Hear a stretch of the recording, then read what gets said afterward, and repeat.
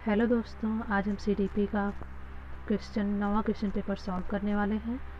तो चलिए हम स्टार्ट करते हैं। प्रश्न संख्या 1, अधिगम के बंध सिद्धांत के प्रतिपादक हैं ए स्किनर, बी थॉर्नडाइक, सी पावलोव और डी मास्लो। तो अधिगम के बंध सिद्धांत के प्रतिपादक कौन है? थॉर्नडाइक है। प्रश्न संख्या 2, विकास जीव और उसके वातावरण के अंतःक्रिया का प्रतिफल है। यह कथन है, यह कथन किसका है? ए गैसेल, बी हरलॉक, सी स्किनर का और डी पियाजे का। तो यह कथन स्किनर का है।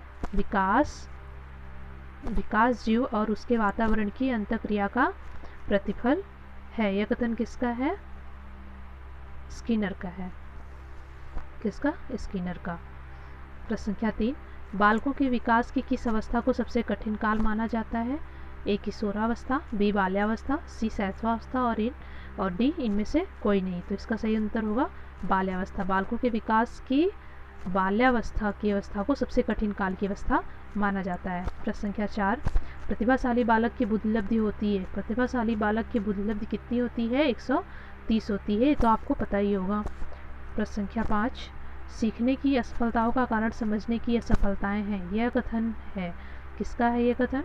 मर्सेल का, मार्गन का, वेलेथेर का और स्टाउट का। तो यह कथन मर्सेल का है।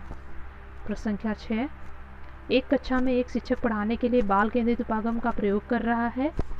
यह तरीका उपयुक्त नहीं है।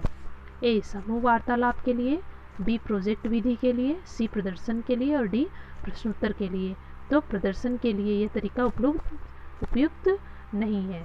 ओके। प्रश्न संख्या 7, राज्य स्तर पर कक्षा 1 से 8 तक की पाठचर्या का निर्माण करती है।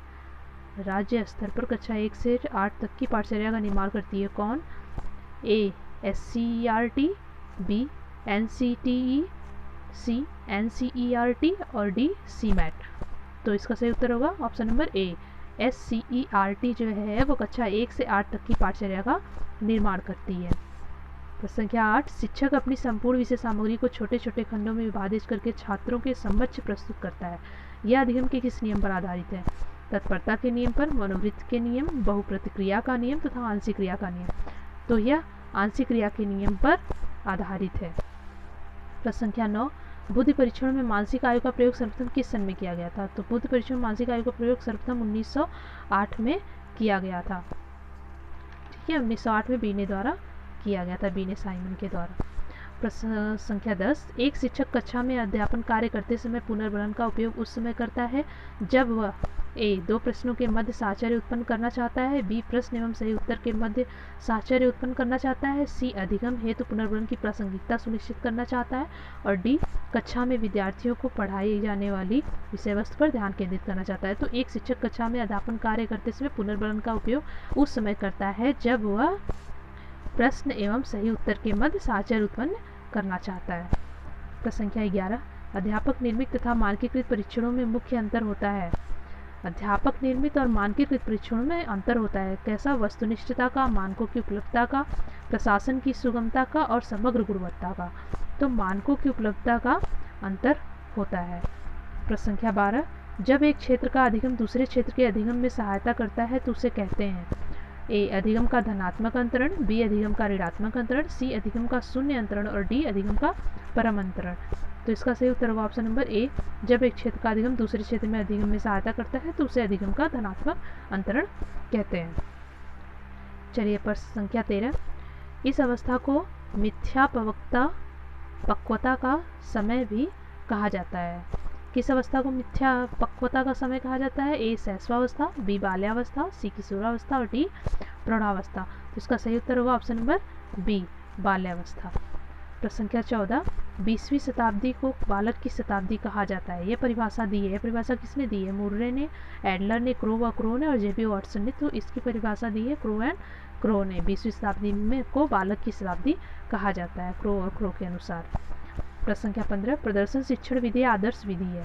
ए प्राथमिक स्तर पर अध्ययनरत बालकों हेतु, बी उच्च प्राथमिक स्तर पर अध्ययनरत विद्यार्थियों हेतु, सी उच्च माध्यमिक स्तर पर अध्ययनरत विद्यार्थियों हेतु और डी उच्च कक्षाओं में अध्ययनरत विद्यार्थियों हेतु। तो प्रदर्शन शिक्षण विधि आदर्श विधि है उच्च प्राथमिक स्तर पर अध्ययनरत विद्यार्थियों हेतु। प्रश्न संख्या 16, शिक्षण को माना जाता है? ए समग्र, बी आणविक, सी ए और बी दोनों, डी उपयुक्त में से कोई नहीं। तो इसका सही उत्तर होगा आणविक। शिक्षण को माना जाता है आणविक। प्रश्न संख्या 17, शिक्षण कार्य का प्रमुख गुण है? ए विभिन्न उद्दीपकों का प्रयोग करना, बी विभिन्न अधिगम परिस्थितियों का उपयोग करना, सी शिक्षण एवं विद्यार्थियों के मध्य अंतःक्रिया और डी शिक्षण द्वारा स्वयं की क्षमताओं का उपयोग करना। तो ऑप्शन नंबर सी इसका सही उत्तर होगा। क्या है?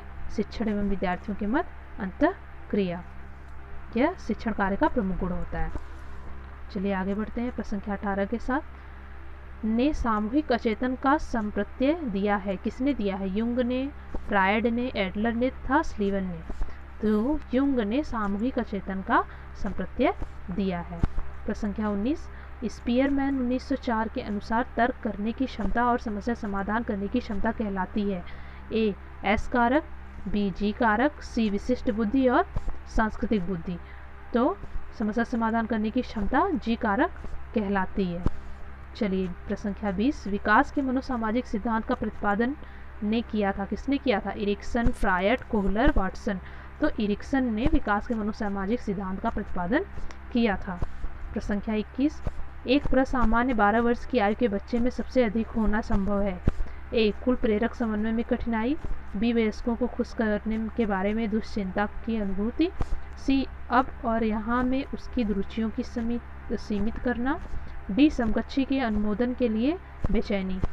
तो ऑप्शन नंबर डी इसका सही होगा। एक प्रसामान्य 12 वर्ष की आयु के बच्चे सबसे अधिक होना संभव है समकक्षी के अनुमोदन के लिए बेचैनी। ओके,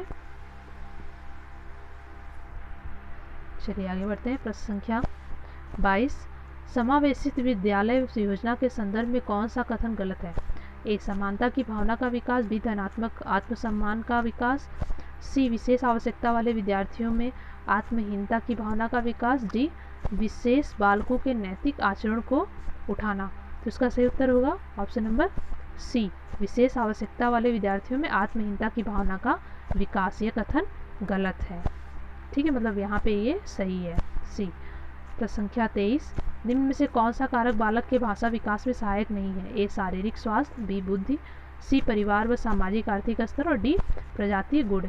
तो बालक के भाषा के विकास में सहायक नहीं है, तो वो प्रजाति गुण है जो उसके विकास में सहायक नहीं है, बाकी सब उसके विकास में सहायक होते हैं। प्रश्न संख्या 24, निम्न में से किस काल को गिरोह अवस्था का काल कहा जाता है? वयस्क अवस्था, किशोरावस्था, शैशवावस्था, बाल्यावस्था। तो बाल्यावस्था को गिरोह अवस्था का काल कहा जाता है। प्रश्न संख्या 25, स्वमोह अथवा आत्ममोह लक्षण है कौन सा? शैशवावस्था का, बाल्यावस्था का, किशोरावस्था का या प्रौढ़ावस्था का? तो आत्ममोह का लक्षण जो होता है वह स्वमोह का वो किशोरावस्था में होता है, जो बालक अपने बारे में ज़्यादा सोचता है। प्रश्न संख्या 26, बालक प्रसंग बोध परीक्षण 3 वर्ष से 10 वर्ष की आयु के बालकों के लिए किए गए हैं। इस परीक्षण कार्ड में प्रतिस्थापित किए गए हैं? ए सजीव वस्तुओं के स्थान पर निर्जीव वस्तुओं को, बी लोगों के स्थान पर जानवरों को, पुरुषों के स्थान पर महिलाओं को, वयस्क के स्थान पर बालकों को। तो बी इसका सही उत्तर होगा, लोगों के स्थान पर जानवरों को। प्रश्न संख्या 27, अधिगम के विभिन्न सिद्धांत व्याख्या करते हैं। ए अधिगम की तथ्यात्मक रूप से किस प्रकार व्याख्या की जा सकती है? व्यक्ति कैसे सीखते हैं, क्या सीखते हैं? सी किस प्रकार बालक का व्यक्तित्व सीखने में सहायक होता है? और डी बुद्धि अधिगम में किस प्रकार योगदान देती है?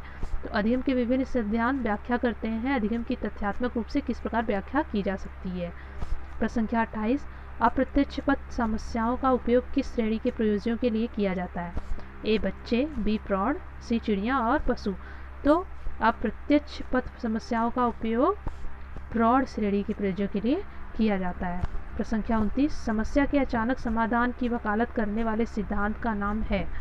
ए सक्रियात्मक अधिगम, बी सूझ का अधिगम, सी प्रत्यक्ष एवं भूल का सिद्धांत तथा डी अनुबंधन।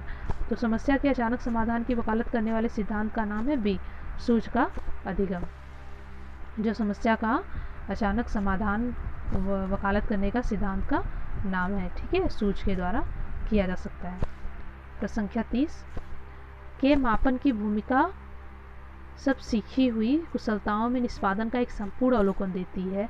तो यहाँ क्या भरा जाएगा? ए निर्माणात्मक मूल्यांकन, बी योगात्मक मूल्यांकन, सी निदानात्मक मूल्यांकन और डी उपयुक्त में से कोई नहीं। तो इसका सही उत्तर होगा योगात्मक मूल्यांकन के मापन की भूमिका सब सीखी हुई कुशलताओं में निष्पादन का एक संपूर्ण अवलोकन देती है।